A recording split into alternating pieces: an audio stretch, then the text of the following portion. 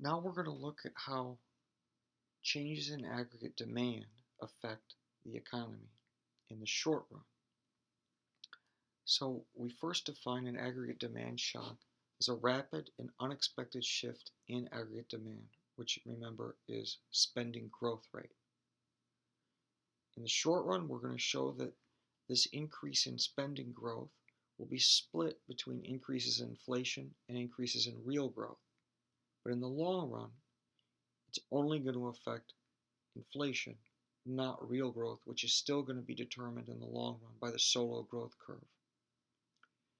So the idea is that if there's an increase in real growth in the short run, it means that we must be departing from the Solow growth curve.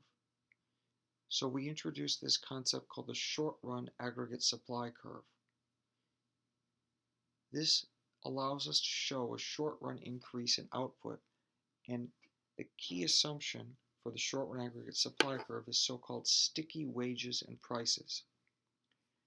That basically means that at least some prices and wages in the economy do not change in response to aggregate demand shifting, at least do not change immediately. The short run, they're sticky. It takes time to change. The explanations for sticky prices are that it costs money to change prices, and sometimes firms are going to be reluctant to change prices because they're reluctant to incur these costs. Wages can be sticky precisely because a lot of wages are contracted in advance. There are varying explanations for why wages tend to be sticky, but there's a lot of empirical evidence that, especially in recessions, wages don't get cut very much. The nominal wage may not go up, but it's not going to get cut when the recession happens, like you would expect. Okay, we'll talk about that a bit more as we progress in this PowerPoint. So the short-run aggregate supply curve shows the positive relationship between inflation rate and real growth when prices and wages are sticky. It's going to be an upward sloping curve. And importantly, just like there are many dynamic aggregate demand curves, each aggregate demand curve reflecting a different rate of spending growth, there are many possible short-run aggregate supply curves. Each one is going to be associated with a particular rate of expected inflation, which is denoted by E of pi.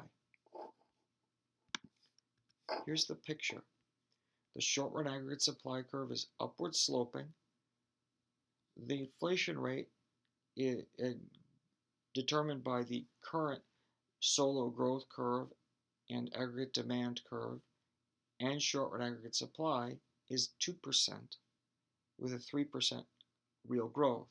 And we have, the way we've drawn it here, is that when these three curves intersect, which is always going to be the case, when the three curves intersect, expected inflation is going to be equal to actual inflation.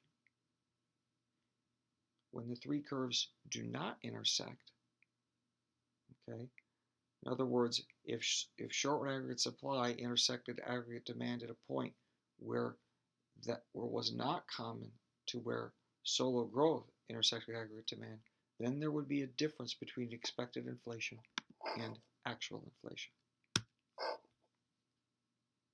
So let's say that spending growth goes from 5% to 10%, such that aggregate demand shifts to the right. This would cause a movement along the short-run aggregate supply curve, movement from A to B, so that in the short run, the equilibrium is now B. The rate of inflation at B is 4%, and the rate of real growth is 6%. So in this case, we show that an increase in spending growth from 5% to 10% will increase the rate of real economic growth from 3 to 6% in the short run, and the rate of inflation from 2 to 4% in the short run. Why? Well, this increase in spending results in higher prices. These higher prices will encourage producers to increase their output. They're only expecting a 2% increase in prices, but they're seeing a faster increase in the prices of the products that they sell. That induces them to increase output. They'll hire workers at overtime pay, and they'll pay them more. Workers are eager to work for these higher overtime wages. But eventually, the workers are going to realize they're working more for lower real wages, the rate of inflation exceeding the rate of increase in their wages. This is called nominal wage confusion. Nominal wage confusion happens because workers are supplying their labor based upon the idea that their real wage is going up, but it really isn't. It's only their nominal wage is going up. So we've talked about how prices don't always change quickly because of menu costs. Menu costs are defined as the costs of changing prices. If those are substantial, then prices can be sticky in the economy. In the long run, however, short-run aggregate supply will shift back to the left, and you'll have a new long-run equilibrium at C. For an aggregate demand of spending growth of 10%, in the long run, you're going to be back at your 3% growth, but now at a higher inflation rate of 7%. That means that in the long run, short-run aggregate supply will shift back to the left, and you'll have this new equilibrium at C, where people are now expecting a 7% rate of inflation, which is actually occurring. Why does this short-run aggregate supply curve shift up? In the long run, the unexpected inflation eventually becomes expected. People don't get repeatedly fooled. They adjust their expectations to reality. The increase in aggregate demand is finally realized to be causing higher inflation, and so people expect higher inflation. Higher expected inflation means that producers and workers will raise their prices, that they will overcome these menu costs. The workers will demand higher wages in order to not see their real wages decline further. So the short-run aggregate supply will shift up so that the actual inflation rate equals the expected inflation rate. Well, once you reach this new equilibrium of higher inflation, policy makers might say, well, we kind of liked having the higher growth rate at 6%. Let's increase spending growth further. Well, that will lead to an inflationary spiral. So you can see that if policymakers are continually trying to juice the economy with further economic growth, it can just lead to higher and higher inflation in the long run. Lowering the inflation rate, however, can be very costly because prices and wages tend to be stickier downward than upward. Take a look at the picture.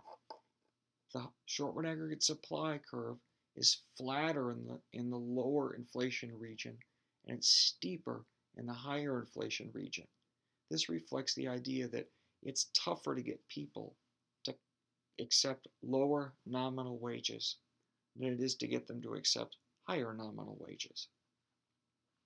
So if you wanted to cut spending growth back to 5%, you might find yourself in a serious recession until the short-run aggregate supply curve shifted back to the right, saying that, oh, we do believe that spending growth is going to be lower now, and we therefore will expect lower inflation and demand lower wage increases than we were demanding in the past.